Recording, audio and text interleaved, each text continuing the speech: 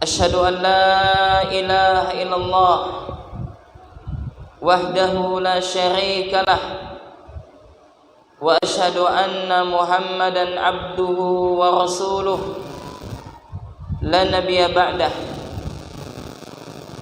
Allahumma salli wa sallim wa barik ala nabina Muhammadin wa ala alihi wa ashabihi wa man tabi'ahum bi ihsanin ila yaumiddin. Jamaah kaum muslimin dan muslimah, hadirin dan hadirat yang semoga selalu senantiasa dirahmati oleh Allah Subhanahu wa taala. Bersyukur kita kepada Allah Subhanahu wa taala yang mana Allah Jalla wa Ala telah memberikan limpahan nikmatnya begitu banyak kepada kita.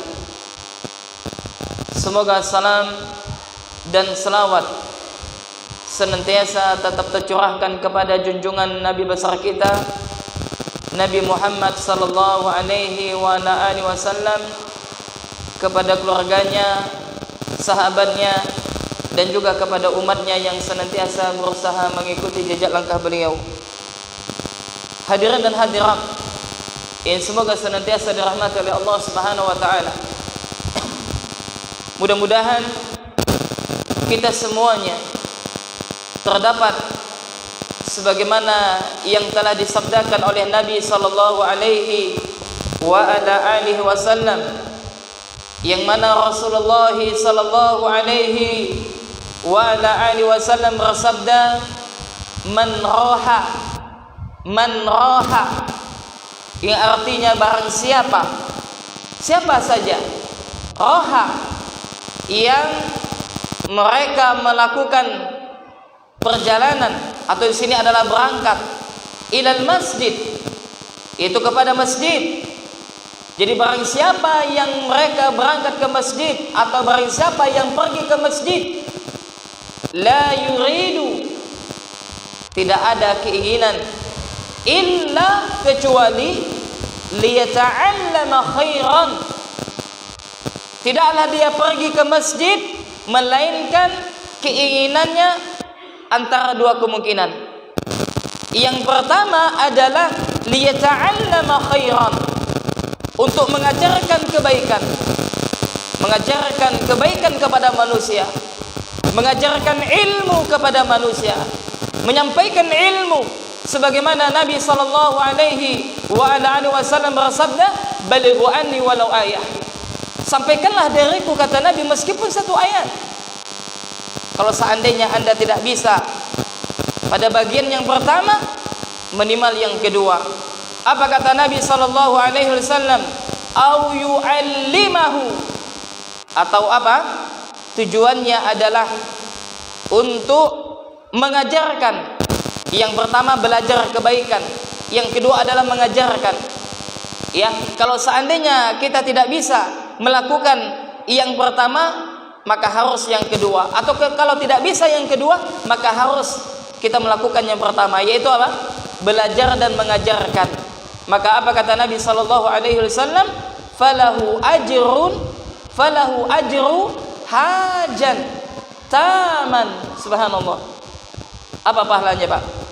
Kata Nabi sallallahu alaihi wasallam, maka bagi dia mendapatkan pahala haji secara sempurna. Subhanallah.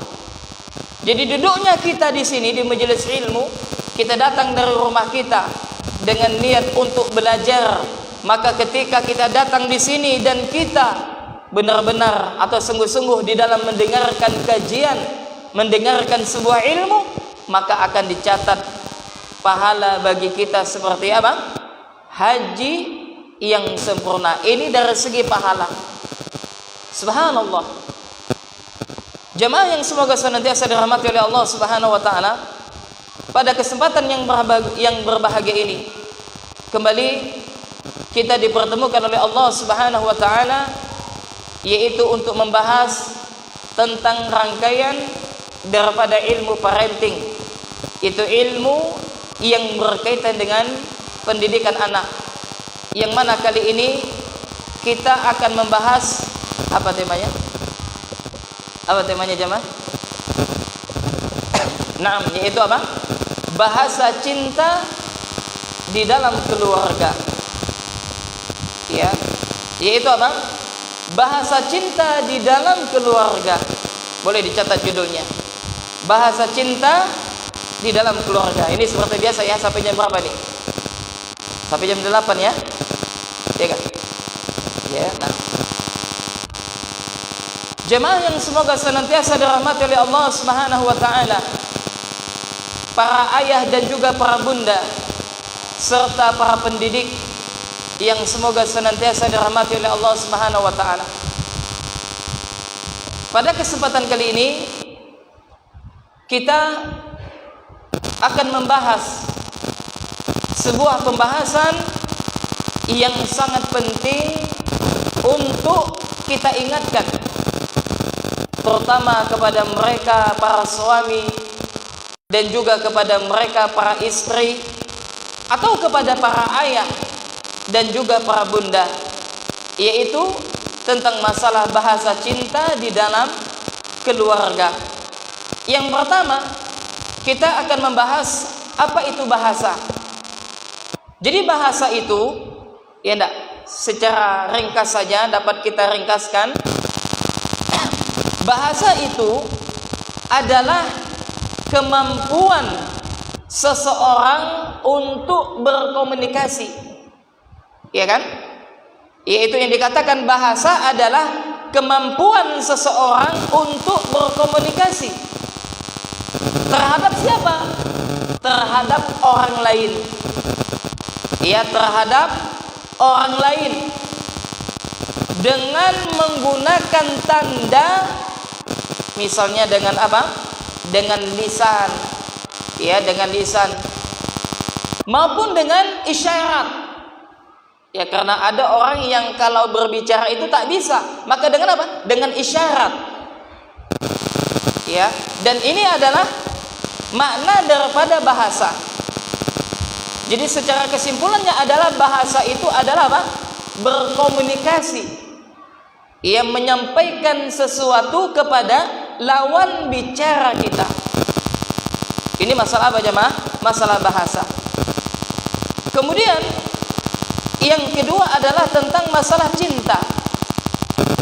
Ya, tentang masalah cinta. Jadi para ulama, salah satunya adalah yang disampaikan Al-Raghib Al-Asbahani rahimahullah. Beliau mengatakan tentang masalah cinta. Jadi kata beliau, cinta adalah, ya, cinta adalah kecondongan jiwa, ya, kecondongan jiwa kepada sesuatu yang dipandangnya. Jadi cinta adalah kecondongan jiwa kepada sesuatu yang dipandangnya dan disangkakannya, ya, sebagai sebuah kebaikan. Ya, ini kata Al-Raghib Al-Asbahani. Beliau memberikan definisi cinta adalah kecondongan jiwa kepada sesuatu yang dipandangnya dan disangkanya sebagai sebuah kebaikan. Ya, artinya apa jemaah?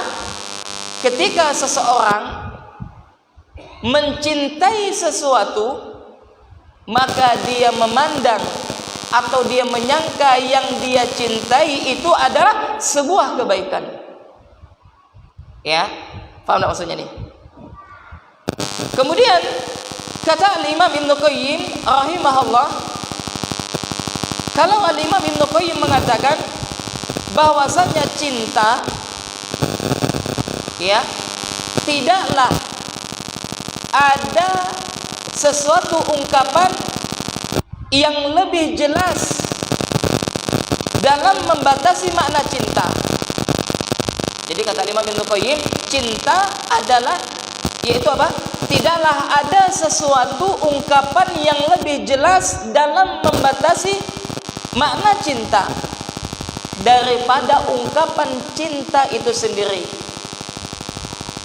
Ya, jadi artinya kata Imam Ibnu Qayyim, saya ulangi, tidaklah ada sesuatu ungkapan yang lebih jelas dalam membatasi makna cinta daripada ungkapan cinta itu sendiri. Justru memaknai makna cinta, maksudnya apa? Memberikan definisi tentang cinta akan menambahkan ketidakjelasan makna cinta. Kesimpulannya adalah bahwa cinta itu tidak bisa didefinisikan. Ini kata siapa? Al-Imam Ibnu Qayyim. Cinta itu tidak bisa diberikan definisi. Kenapa? Karena cinta itu begitu agung. Iya. Dan cinta itu bisa dirasakan kepada siapapun. Iya, cinta itu apa? Bisa dirasakan kepada siapapun. Sehingga kita manusia terkadang apa? Kita merasa mencintai dan dicintai. Oleh karena itu jamaah, Al-Imam Ibnu Qayyim menjelaskan tentang panjang lebar tentang masalah cinta di dalam kitabnya Raudatul dalam kitabnya, saya lupa nama judul kitabnya kalau tidak salah, tentang Raudatul Muhibbin, yaitu apa? Tentang taman-taman cinta atau taman-taman orang yang jatuh cinta. Jadi beliau menyebutkan di dalam kitabnya itu ada 60 istilah makna cinta. Subhanallah, 60 mana istilah cinta yang disebutkan oleh Imam Ibnu Qayyim. Ya, na'am. Kemudian jamaah yang semoga senantiasa dirahmati oleh Allah Subhanahu wa taala. Lantas pertanyaannya, apa kaitan, apa hubungannya bahasa cinta di dalam pendidikan? Ya, tentu saja jamaah yang semoga senantiasa dirahmati oleh Allah Subhanahu wa taala, kata cinta di dalam Islam bukanlah sesuatu yang tabu. Ya, artinya bukanlah sesuatu yang asing di dalam Islam. Kenapa? Karena cinta di dalam Islam ini memiliki kedudukan yang tinggi. Oleh karena itu kita diajarkan, wahai para ayah, wahai para bunda, sebelum engkau mendidik lebih jauh tentang anakmu bagaimana sholat, bagaimana baca Al-Quran, bagaimana menghafal Al-Quran, maka kita harus menanamkan kecintaan di dalam hati anak kita kepada Allah Subhanahu wa taala, yang disebut dengan apa? Mahabbatullah. Cinta kepada Allah Subhanahu wa taala. Oleh karena itulah jamaah, terdapat ada satu doa yang Rasulullah sallallahu alaihi wasallam mengajarkan kepada kita untuk meminta kecintaan Allah Subhanahu wa taala. Ini bagus doanya. Apa kata Nabi sallallahu alaihi wasallam? Allahumma inni as'aluka hubbaka, ya. Allahumma, ya Allah, ini sesungguhnya aku as'aluka, meminta kepadamu, hubbaka, cintamu. Ini harus kita baca doa ini. Doa ini jamaah, meminta cinta kepada Allah. Allahumma inni as'aluka hubbaka. Ya Allah, sesungguhnya aku meminta cintamu.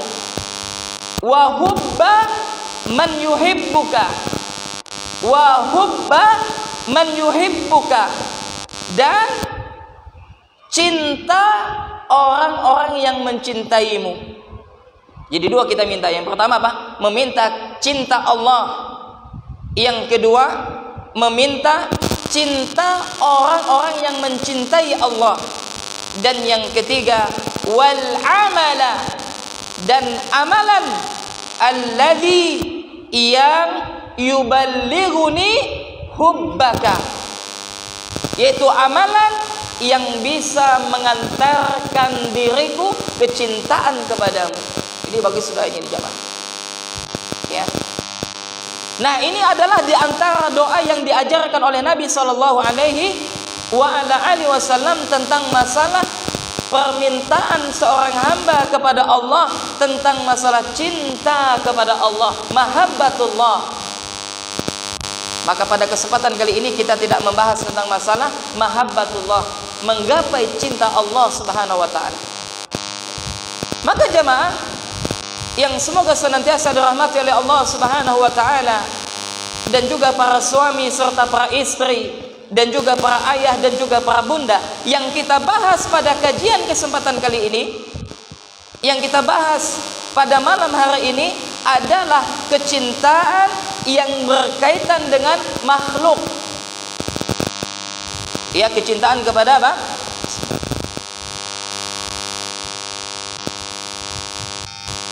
Dalam makhluk, kepada makhluk. Nah, inilah yang kita bahas. Kecintaan sesama manusia. Kecintaan antara seorang ayah kepada anaknya, atau kecintaan anak kepada ayahnya, atau kecintaan seorang suami kepada istrinya, atau kecintaan istri kepada suaminya. Maka ini kita sebut dengan apa? Bahasa cinta di dalam rumah tangga. Kemudian jemaah yang semoga senantiasa dirahmati oleh Allah Subhanahu wa taala. Jadi kesimpulannya adalah bahasa cinta ini apa? Adalah ungkapan rasa cinta seseorang kepada pasangannya. Ya, ungkapan rasa cinta seseorang kepada pasangannya. Ungkapan rasa cinta seorang ayah kepada anaknya, atau sebaliknya seorang anak kepada ayahnya. Akan tetapi jemaah, yang harus Anda ketahui, terkadang sebagian kita tidak pandai membahasakan cinta kepada anak kita. Paham maksudnya? Terkadang kita tidak pandai membahasakan cinta kepada istri kita. Saya kasih contoh biar paham ya. Nah, termasuk seorang pendidik tidak paham mengungkapkan rasa cinta kepada muridnya. Saya kasih contoh jemaah. Ya.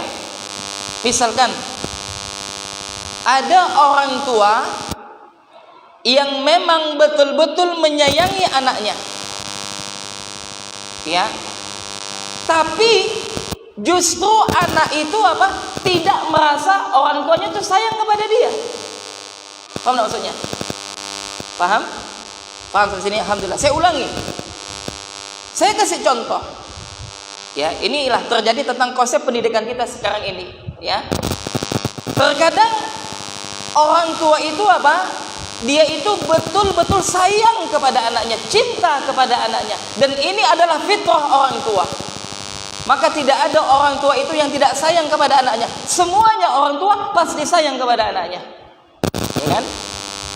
Tapi justru anak-anak di zaman ini merasa orang tuanya itu tidak sayang kepada mereka, ya kan? Apa sebabnya? Jawabannya adalah karena bahasa cinta tidak sampai menusuk di dalam hati anak. Karena kita ini memiliki tangki hati. Hati inilah yang harus kita isi dengan cinta. Kalau seandainya anak kita dipenuhi dengan tangki cintanya, anak kita merasa bahwasanya kita mencintai dia, maka tangki cinta itu akan meluap. Tangki cinta itu akan penuh, sehingga anak kita mudah untuk kita arahkan. Anak kita akan semangat untuk belajar. Anak kita akan mendengarkan apa kata kita. Demikian juga sebaliknya.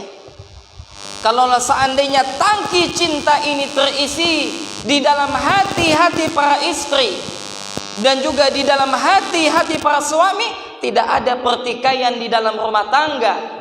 Tidak ada perceraian di dalam rumah tangga, tidak ada pertengkaran di dalam rumah tangga. Kenapa?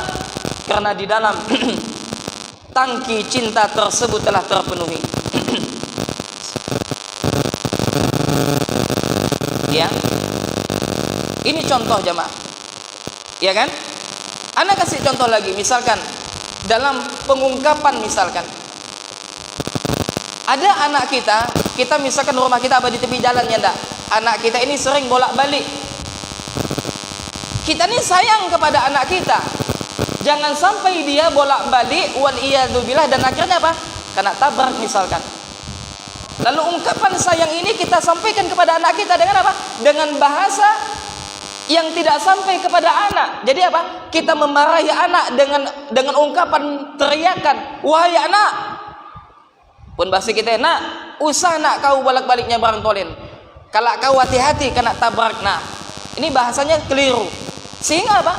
Yang anak tangkap itu adalah apa? Bahwasanya orang tuanya itu melarang sesuatu perbuatan yang dia inginkan, maka pertanda ayah atau umi tak sayang kepada saya. Ya kan? Ini adalah contoh sederhana. Ya. Oleh karena itu jamaah, bagi anda wahai para ayah yang memiliki anak, dan juga anda wahai para bunda, maka seyogyanya bagi kita harus mengetahui apa bahasa cinta kepada anak-anak kita. Demikian juga seorang suami istri, dan ini penting. Sebelum kita mendidik anak kita, sebelum kita memenuhi tangki-tangki cinta kepada anak kita, tugas kita adalah bagaimana kita mengisi tangki cinta yang ada di dalam hati istri kita. Kenapa jemaah? Karena kalaulah seandainya istri kita, ibu daripada anak-anak kita, tangki cintanya tidak terpenuhi, dia tidak akan bisa mendidik anaknya dengan penuh kasih sayang. Ini catatan ini jemaah. Kalaulah seandainya hati istri kita tidak dipenuhi dengan tangki cinta yang kita isi, maka dia tidak akan bisa mendidik anak dengan penuh kasih sayang. Karena mereka adalah makmum dan kita adalah imam, yang mana Nabi SAW bersabda, kullukum ra'in wa kullukum mas'ulun an ra'yatihi. Setiap kalian adalah pemimpin, dan setiap pemimpin itu akan dimintai pertanggungjawaban atas kepemimpinannya. Artinya keharmonisan di dalam rumah tangga, keharmonisan antara suami dan istri itu bisa memberikan pengaruh kepada anak kita. Ya. Nah, akan tetapi realita dan fakta, banyak di antara suami tidak memahami bahasa cinta daripada istrinya. Ya. Saya kasih contoh misalkan. Ya, kadang ada suami yang dia telah melakukan apapun demi istrinya. Ya, dan suami ini sangat sayang kepada istrinya, akan tetapi ternyata istri merasa bahwa suaminya tidak menyayanginya. Adakah seperti ini? Kita telah berusaha menyayangi istri kita, kita telah memberikan apa yang diinginkan oleh istri kita, akan tetapi ternyata istri kita merasa bahwasanya kita tidak menyayangi dia. Maka apa sebabnya ini jamaah? Karena pertanda bahwa bahasa cinta suami tersebut tidak sampai ke dalam hati istrinya, dan suami tidak mengetahui tentang tangki cinta istrinya. Ini permasalahan ini. Kenapa? Karena seharusnya kita sebagai suami, kita harus tahu apa tangki cinta daripada istri kita tersebut. Demikian juga kita selaku ayah harus tahu apa tangki cinta untuk anak kita. Udah Ustaz, dari tadi Ustaz bahas tangki cinta. Apa sih tangki cinta itu? Ya kan? Nah, biar lo antum penasaran, biar paham enggak nih? Ini sebagai mukadimah. Ya. Berapa menit lagi azan? Mukadimah nih. Nah, ini harus apa biar paham ini. Nanti biar apa langsung kita praktekkan nanti kepada anak kita, kepada istri kita. Bagi yang sudah punya istri, yang belum sabar. Ya, sabar. Ya. Kemudian jemaah yang semoga senantiasa dirahmati oleh Allah Subhanahu wa taala. Ya. Maka begitu juga sebaliknya. Terkadang istri itu dia memang sayang kepada suaminya, cinta kepada suaminya. Akan tetapi ternyata para suami merasa tidak disayangi oleh istrinya. Apa sebabnya? Karena tangki cinta tersebut tidak terpenuhi. Oleh karena itu jamaah, semoga senantiasa dirahmati oleh Allah Subhanahu wa taala, untukmu wahai para suami yang soleh, dan untukmu wahai para istri yang soleha, dan juga para ayah serta para bunda serta para pendidik, tugas kita adalah bagaimana kita memenuhi tangki-tangki cinta kepada keluarga kita dan juga anak-anak kita. Maka di sini kita sebutkan ada 5 tangki cinta jamaah yang akan kita uraikan pada kesempatan kali ini. Yang pertama, tangki cinta itu ada pada pujian. Ya, kata-kata yang baik. Ya, kata-kata yang baik yang kita berikan kepada pasangan kita atau kepada anak kita. Ini tangki cinta yang pertama. Dan nanti akan kita kaitkan dengan pengalaman kami ketika mengurus santri dulu. Ya, jadi ada kaitannya. Dan ini subhanallah, ketika kita mempelajari konsep pendidikan fitrah ini, kita sadar ternyata selama ini kita salah, banyak salah mendidik anak kita, salah dalam mendidik istri kita, salah dalam mendidik murid-murid kita. Ya, kenapa? Karena selama ini yang kita didik itu adalah tidak menyentuh hatinya. Kita sering ceramah menyampaikan pesan-pesan di kelas, tapi apa? Hatinya tidak kita sentuh. Tersentuhnya hati bukan dengan banyaknya ceramah, bukan banyaknya dalil, tapi bagaimana dengan tangki cinta ini yang akan kita uraikan. Yang kedua, tangki cinta tersebut adalah kebersamaan.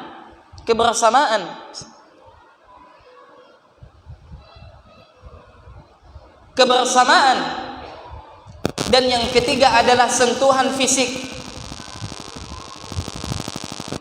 Yang keempat adalah hadiah. Dan yang kelima adalah pelayanan.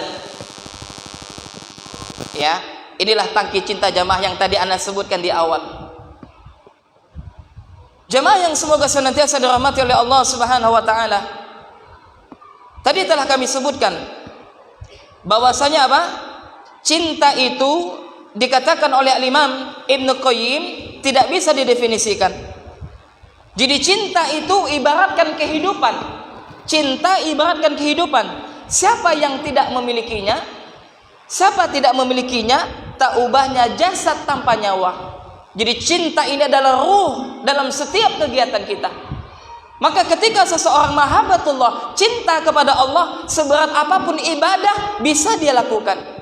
Kenapa? Karena ada ruh di dalam ibadah tersebut, yaitu apa? Mahabbatullah. Adanya pengorbanan, ya, adanya mujahadah, kesungguhan. Kenapa? Karena ada cinta di balik ibadah tersebut. Ya. Kemudian jemaah yang semoga senantiasa dirahmati oleh Allah Subhanahu wa taala. Maka kita bahas yang pertama. Ya.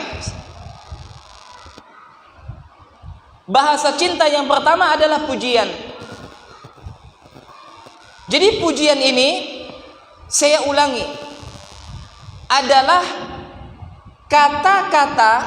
Jadi pujian itu adalah kata-kata yang baik, kata-kata yang baik yang diberikan kepada seseorang. Jadi pujian ini adalah kata-kata yang baik yang diberikan kepada seseorang, sehingga orang tersebut merasa senang dengan kata-kata tadi dan dia merasa dicintai. Contoh misalkan Pak, coba ini kita terapkan wahai para ayah dan juga para bunda. Kepada anak kita misalkan, kita isi tangki cintanya dengan apa? Dengan pujian. Contoh misalkan, bagi Anda yang mungkin saat ini masih memiliki anak yang usia tamyiz, usia 7 sampai 10 tahun, atau masa usia tufulah, usia 6 tahun atau 5 tahun. Biasanya kira-kira kalau anak usia 6 tahun atau 7 tahun, kalau menggambar sesuatu itu kira-kira bagus enggak? Bagus enggak? Contoh saja gambar mobil. Kan tidak bagus. Cobalah isi tangki cintanya dengan apa? Dengan pujian. Nak, subhanallah, nak, masya Allah, bagusnya nutunya, nak. Wah, ya kan?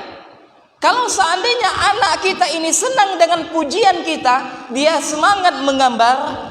Oh bagus kaya, oh bagus kami.